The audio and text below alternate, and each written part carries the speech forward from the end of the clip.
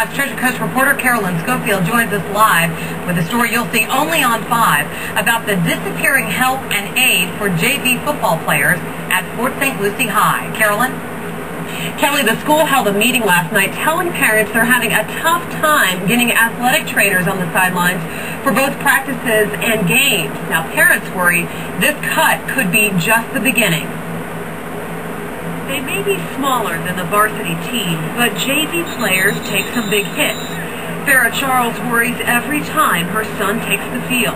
If our kids got hurt on the field, there's nobody there to provide them the care or the need, the first help that they need. Athletic trainers are usually the first on the field after a player goes down. They assess the injuries and determine whether the kid can keep playing. Port St. Lucie High no longer has a trainer at all practices and games. At a recent game against Palm Bay, the Jaguars had to rely on their opponent's trainers. But we were informed that they had players that were told one had a broken arm, one had a broken hip. We had nobody to contradict it, which means our players were out. Those players turned out to be just fine.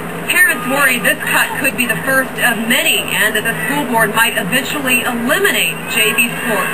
If you talk to my son, this football is his life. It means so much to him, and he's not the only child that feels like that. School district spokesperson Janice Karst says the board had to cut $20 million from their budget last year. They made the first cuts in programs that aren't classroom-oriented. That's turning many junior varsity programs into sports clubs, where parents have to provide transportation and volunteer. This father says he has no problem getting involved, just as long as they keep these players on the field. If you didn't have JV, you wouldn't have varsity. So JV football is very important.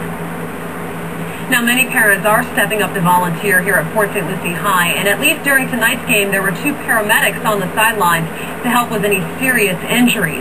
Now, the school district blames Amendment 1 for all of these cuts. They say, if you don't like it, write your legislator. Reporting live at Port St. Lucie, Carolyn Schofield, WPTV.